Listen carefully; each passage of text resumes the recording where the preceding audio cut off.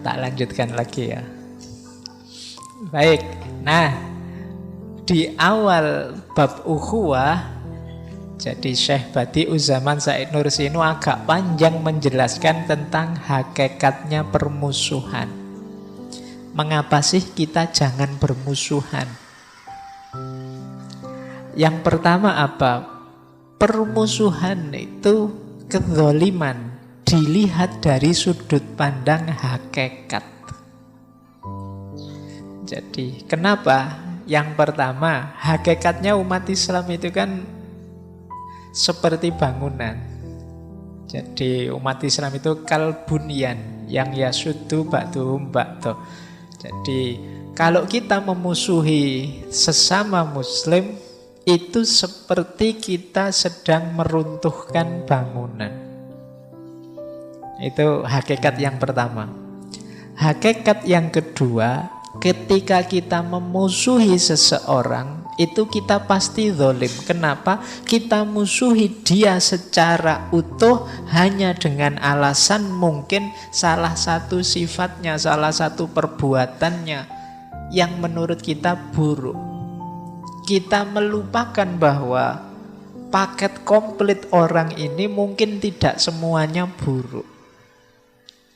Mungkin kita tidak suka sifat dia yang cerewet misalnya, kalau ngomong tidak bisa kontrol. Dan kita tidak musuhi dia sepenuhnya karena kalau ngomong tidak bisa kontrol ini. Kita lupa mungkin dia punya 10-20 sifat baik yang lain. Ini yang katanya Syekh Said Nursi yang disebut berarti kita zalim pada dia. Maka memusuhi orang itu kezaliman secara hakikat. Jadi maka tidak ada orang yang dalam dirinya tidak ada sifat baiknya sama sekali. Bahkan orang yang paling jahat sekalipun ya sidik-sidik mesti ono apike, kecuali mungkin di sinetron atau di film-film. Karena ning sinetron itu kan ada orang jahat itu dibikin jahat sak jahat-jahatnya.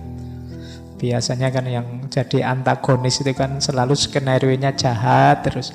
Tapi biasanya dalam realitas sulit kita nyari orang yang jahat sejahat-jahatnya.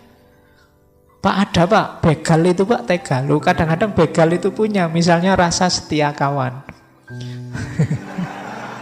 Loh itu kan sifat baik. Wah, kalau sama temennya solider dia. Loh, kita tidak memperhatikan itu.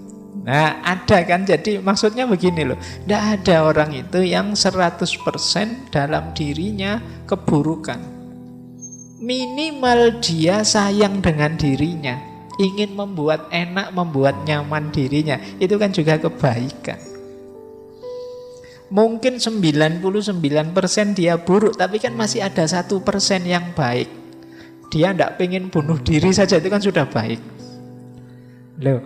Jadi tidak ada orang itu yang 100% buruk. Maka memusuhi orang, kalau kita musuhi dirinya secara totalitas, ada satu bagian kebaikan yang kita lupakan dari dirinya. Apakah itu juga akan kita musuhi? Wong tadi kita maunya kita musuhi total, berarti kan semuanya kita musuhi. Berarti kebaikannya juga mau kita musuhi kah? Lu kan saya tidak tahu pak, dia punya banyak kebaikan. Makanya jangan dihakimi sebelum engkau tahu. Jangan dijudge sebelum engkau ngerti. Ini yang dimaksud oleh Syekh Said Nursi, bahwa permusuhan itu kezaliman. Kita memusuhi siapapun, sebenarnya kita sedang berbuat zalim. Kubu manapun. Saya tidak tahu hari ini kan banyak sekali kubu-kubuan, blok-blokan. Boleh sih kita, saya lebih cocok dengan kubu ini, lebih suka dengan grup ini, tidak masalah. Tapi jangan menjudge, menjatuhkan, apalagi memusuhi yang berbeda. Apalagi kemudian kita klaim, pokoknya kalau grup ini salah total, semuanya orang jelek, orang jahat, tidak ada orang baik. Nah kita berarti sedang zalim. Baik, kemarin dulu saya lupa kita pernah ngaji itu bahwa zalim itu termasuk syirik kecil. Jadi kita memposisikan diri kayak Tuhan. Kezoliman itu kan asumsinya kita memposisikan diri kita lebih tinggi dibandingkan makhluk Allah yang lain, manusia yang lain. Jadi ketika kita memposisikan diri lebih tinggi, itu sebenarnya kita sedang merebut haknya Allah. Karena yang boleh lebih tinggi dari makhluk itu Khalik. Nah, maka orang zalim itu kan dalam struktur yang zalim itu ada yang menindas, ada yang ditindas. Berarti tauhidnya belum beres. Dia masih mengambil posisinya Allah. Padahal di atas makhluk itu Khalik. Dan kita memposisikan diri di atas orang lain, manusia yang lain. Ini kan berarti kita sedang zalim. Baik, ini hakikat yang pertama dari permusuhan. Jadi permusuhan itu kezoliman dalam pandangan hakikat.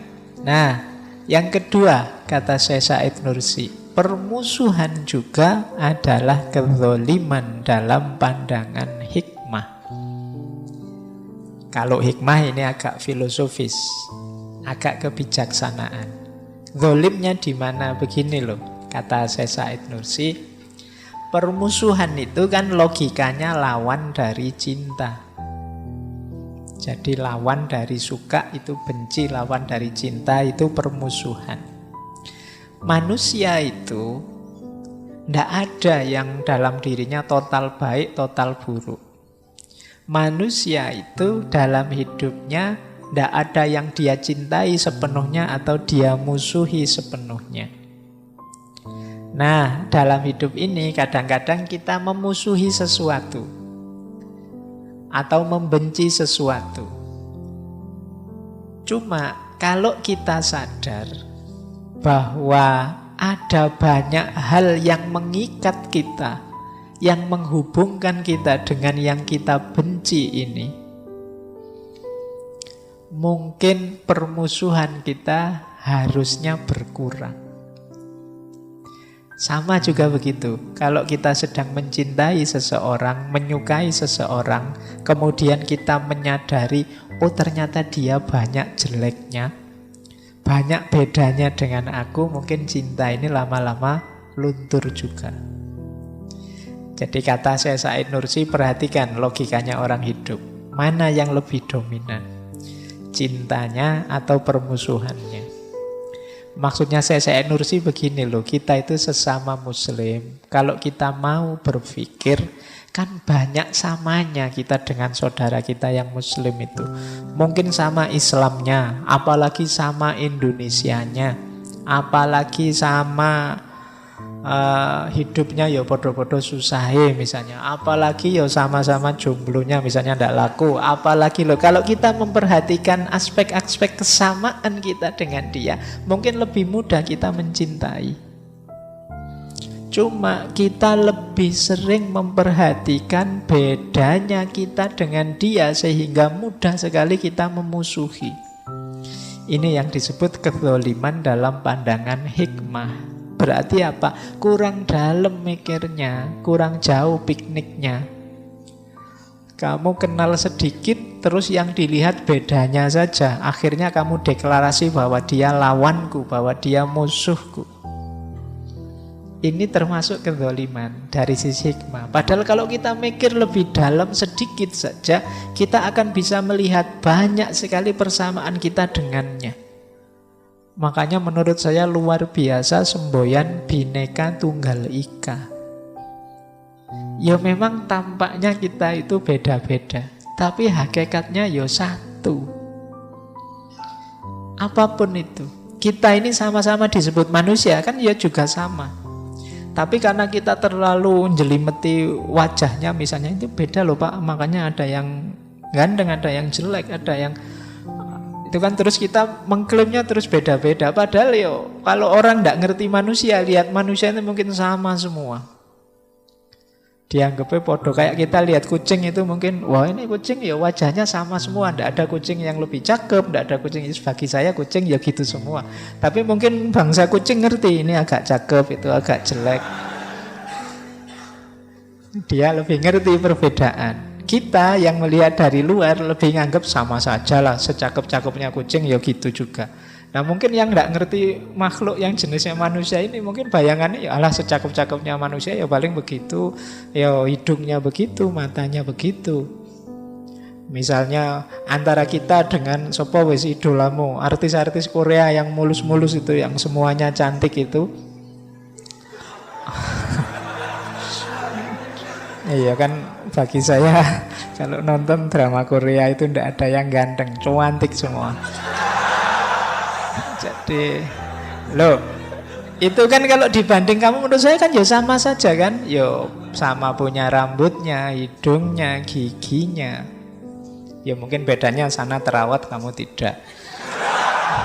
Cuma di situ agak bedanya, tapi sama saja. Ini maksudnya begitu kita lihat persamaannya, kita lebih luas hati kita. Oh iya ya, kita sama saja, sama saudara. Tapi begitu kita lihat bedanya, jangankan beda bangsa, bahkan mungkin satu kelompok, satu ruangan, satu saudara, bahkan saudara kembar sekalipun, kalau dicari-cari bedanya ya ketemu saja.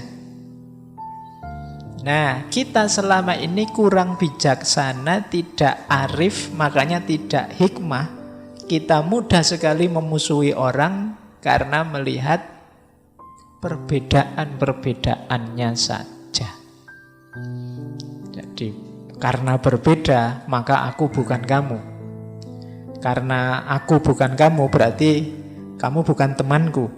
Karena bukan teman, bukan kawan, berarti musuhku. Karena musuhku harus aku lawan, aku harus lebih unggul, kamu harus aku jatuhkan. Nah ini logika ini yang sering kita pakai. Ini yang disebut kita zalim secara hikmah. Jadi kita tidak mikir panjang, kita tidak arif menyikapi situasi kebersamaan kita ini. Jadi padahal kita itu ya sama saja. Kalau mau dilihat persamaannya, persamaan kita banyak. Kenapa sih yang dilihat kok bedanya terus? Akhirnya kan kita sulit untuk dekat. Jadi kalau kamu nyari alasan dengan seseorang untuk bisa dekat itu banyak, tapi kita lebih sering mencari alasan untuk jauh. Kita cari perbedaannya. Itu yang oleh Syekh Said Nursi disebut zalim secara hikmah. Yang ketiga, kita juga termasuk zalim sesuai dengan pandangan Al-Quran. Kata Syekh Said Nursi di bagian ini beliau malah mengutip di firman-Nya Allah, wala taziru waziratun wizra ukhra, dan tidaklah menanggung seseorang bebannya orang lain. Jadi kita punya beban sendiri, yang orang lain juga punya beban sendiri. Kata Syekh Said Nursi, sebenarnya ayat ini konotasi itu makna lanjutannya adalah kita jangan menghakimi orang lain. Kita punya dosa, orang lain juga punya dosa, dan masing-masing akan mempertanggungjawabkan dosanya sendiri-sendiri. Jadi sesama penjahat jangan menghakimi, mudahnya begitu. Jadi sesama orang yang berdosa jangan saling menghakimi. Itu diambil dari wala tasirotun wisra ukhra. Kan ruwet itu pengadilan kalau yang tersangkanya terus jadi hakim semua. Jadi kacau, biarlah yang hakim yang menghakimi. Jadi biar itu urusannya Allah yang Maha menghakimi. Kita jangan jadi hakim, kita jangan jadi tersangka, terdakwa, penjahat yang menghakimi penjahat yang lain. Ya mesti saja yang dihakimi juga tidak mau. Nanti dia mesti akan balik nuding kita, kamu juga banyak dosanya. Akhirnya tuding-tudingan. Jadi ini yang disebut, ini juga jenis kezaliman. Kalau kita menjudge, menilai orang lain atas dosa-dosanya, wong kita juga punya banyak dosa. Marilah kita bersama-sama untuk saling mendukung dalam kebaikan. Itu lebih bagus. Gimana sesama penjahat seperti kita ini, yuk kita gimana caranya saling membantu untuk tidak jahat lagi. Saya itu lemah, saya itu banyak salah. Yuk kita bareng-bareng saling mendukung agar mengurangi kesalahan kita, agar tidak zalim.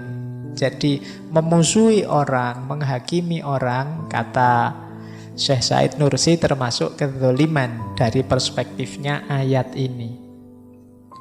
Termasuk zalim juga seperti tadi. Jadi di kalimat selanjutnya dijelaskan kebencian dan permusuhan kita pada mukmin yang lain itu termasuk kezaliman yang besar. Karena kadang-kadang kita tidak hanya memusuhi orang ini, tapi juga memusuhi temannya, kelompoknya, saudaranya, keluarganya juga kita musuhi.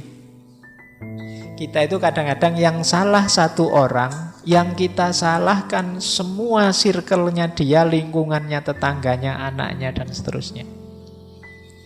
Nah, jadi ini juga termasuk kezaliman. Padahal wala tasiru wasiratun wizra ukhra, yang dosa ya orang ini, saudaranya yang ini tidak berdosa, wong dia tidak ngapa-ngapain, anaknya juga tidak, ibunya, orang tuanya juga tidak, cuma dia saja. Kalau mau adil ya yang disalahkan dia saja, pas bagian dosanya saja. Jangan dikaitkan dengan keluarganya, kelompoknya, circle-nya, bangsanya, negaranya. Yang salah satu orang yang disalahkan sak negara. Kadang-kadang kan kita gitu di medsos itu kan, oh dasar penduduk plus 62 misalnya. Loh ya wong salah siji nih yang disalahke sak Indonesia.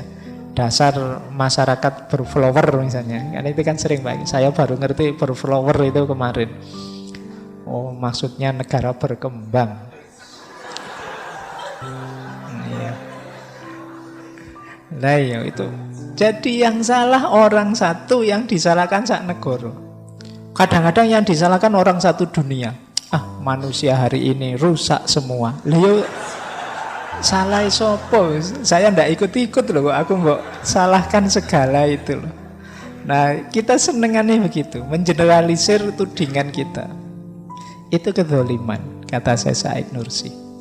Makanya kalau Idul Fitri itu ya ndak usah dikritik orang. Loh kamu kok minta maaf padaku, emang salahmu apa? Kan kita sering begitu. Yang kita juga sering berdosa menyalahkan orang sedunia kok. Kita sering berdosa menyalahkan orang se-Indonesia kok. Mungkin ya tidak langsung, tapi kan secara tidak langsung kita juga sering punya salah pada orang lain. Oh dasar orang Indonesia memang begitu semua. Loh itu kamu harus Idul Fitrian sama orang se-Indonesia harusnya. Wong kamu salahkan semua mereka. Nah, yuk kita mulai sekarang latihan yang adil. Jadi ini cara pandang untuk mengakhiri permusuhan. Bahkan orang yang memusuhi itu zalim secara hidup pribadi. Jadi orang yang dengki pada orang lain, memusuhi orang lain, itu sebenarnya merusak dirinya sendiri. Nanti ada penjelasan lebih panjang tentang kedengkian ini. Tapi ketika engkau memusuhi orang lain, sebenarnya engkau zalim pada dirimu, selain menzalimi saudaramu. Kenapa? Nah, nanti kita lihat ya yang tentang dengki ini. Bagaimana dengki itu sebenarnya lebih merusak dirimu daripada orang yang kamu dengki. Mungkin kita stres tiap hari mikir gimana caranya musuhku ini jatuh. Oh itu kan kamu sendiri yang stres karpe dewe. Mungkin musuhmu ndak mikir ke sana, dia ketawa-ketawa saja, hidupnya nyaman saja. Engkau yang ndak nyaman. Nah, makanya disebut zalim pada diri pribadi. Baik, jadi ini tadi hakikat-hakikat permusuhan. Jadi dia zalim pada pribadi, zalim sesuai pandangan Al-Quran, zalim sesuai hikmah, dan zalim sesuai hakikat.